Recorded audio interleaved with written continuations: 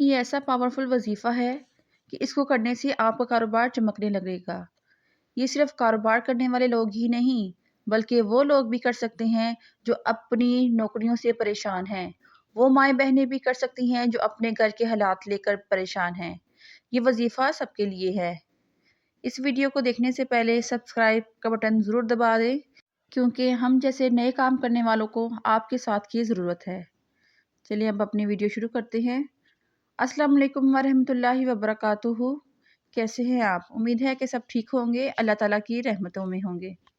اگر آپ کے کاروبار میں برکت نہیں ہے، گھر میں کوئی مسئلہ ہے، پریشانی ہے، تو یہ وظیفہ آپ سب کے لیے ہے۔ آپ اللہ تعالیٰ سے دعا تو ضرور مانگتے ہوں گے لیکن آپ دل سے دعا نہیں مانگتے، آپ بس چلتے پھرتے اسی طرح دعا کرتے ہیں۔ آپ ایک طرح سے یقین کے ساتھ دعا نہیں کرتے۔ آپ ایک دفعہ یقین سے اللہ رب العزت سے دعا کریں تو آپ یہ سوچیں کہ یہ میری دعا قبول ہونی ہی ہونی ہے۔ آپ ذرا برابر بھی شک کی گنجائش نہ رکھے کہ یہ میری دعا قبول نہیں ہوگی۔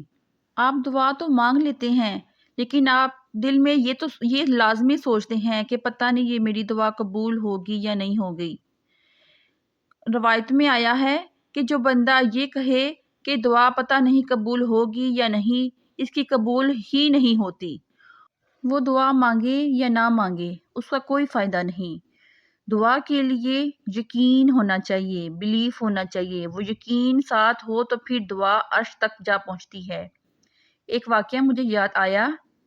ایک بار ایک گاؤں میں بارش نہیں ہو رہی تھی، بڑا زبردست قحط پڑ گیا۔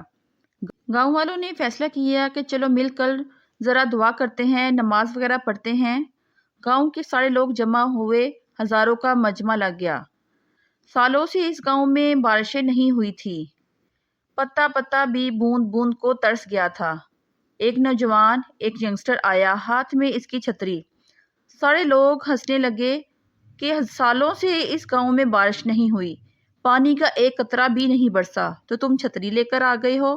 تو اس نوجوان نے کمال کا جواب دیا اور کہا کہ ہم سب جس سے مانگنے آئے ہیں، برسانے والا بھی تو وہی ہے۔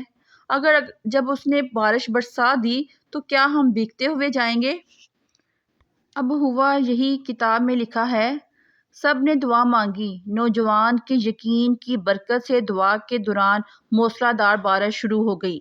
سارا گاؤں بھیگتے ہوئے گیا۔ نوجوان چھتری کے نیچے چلتا ہوا جا رہا تھا۔ یقین ہوگا تو کام ہوگا۔ دعا پر یقین نہیں تو اللہ پر یقین نہیں ہے تو کام کیسے ہوگا؟ دولت، کامیابی اور شہرت بڑھانے کا آج میں آپ کے ساتھ لاجواب وظیفہ شیئر کرنا چاہتی ہوں۔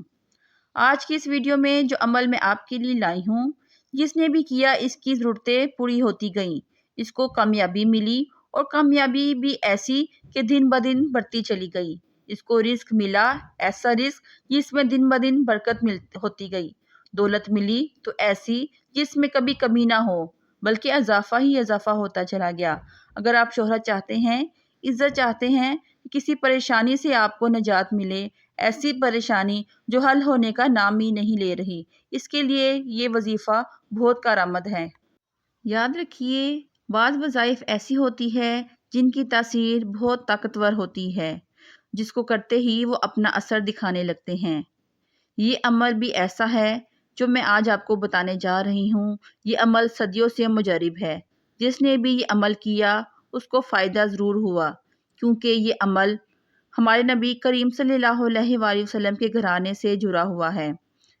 یہ وظیفہ کچھ اس طرح سے ہے کہ کسی کی دعا قبول نہیں ہوتی تو وہ نماز کی پکی پابندی کرے اور ساتھ میں نبی کریم صلی اللہ علیہ وآلہ وسلم کو اعمال ہدیہ کرے، تلاوت کر کے ہدیہ کرے، صدقہ کرے تو اس کا ثواب بھی نبی کریم صلی اللہ علیہ وآلہ وسلم کے گھرانے کو ہدیہ کرے، کسی غریب کو کھانا کھلائے تو اس کا ثواب بھی نبی کریم صلی اللہ علیہ وآلہ وسلم کے گھرانے کو ہدیہ کرے، نماز کے ساتھ نوافل ادا کرے تو اس کا ثواب بھی نبی کریم صلی اللہ علیہ وآلہ وسلم کے گھرانے کو ہدیہ کرے۔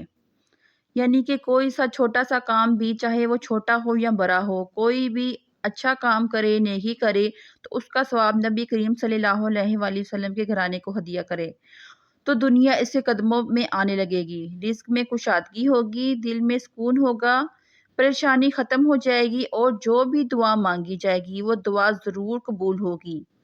آپ بھی اپنے مسائل کا حل چاہتے ہیں، رزق، دولت اور عزت میں اضافہ چاہتے ہیں، کاروبار میں برکتیں چاہتے ہیں، نیک اولاد چاہتے ہیں، اچھے رشتے چاہتے ہیں، تو آپ بھی نبی کریم صلی اللہ علیہ وآلہ وسلم کے گھرانے کو ہدیہ کرنا شروع کر دیں۔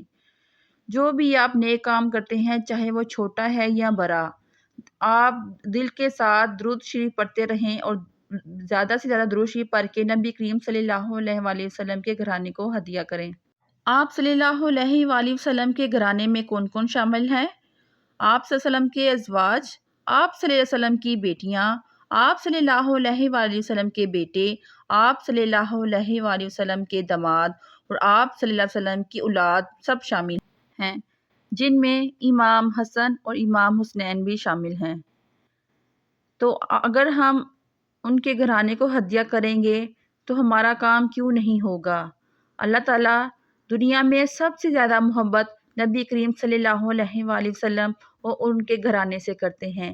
اگر ہم ان کو تحفۃً ہدیۃً کچھ پیش کریں گے تو ہمارے بھی سارے مسئلے حل ہو جائیں گے، ہماری بھی دنیا اور آخرت سب سنور جائے گی۔ اگر آپ کو یہ ویڈیو اچھی لگی ہو تو لائک اور سبسکرائب ضرور کیجیے گا۔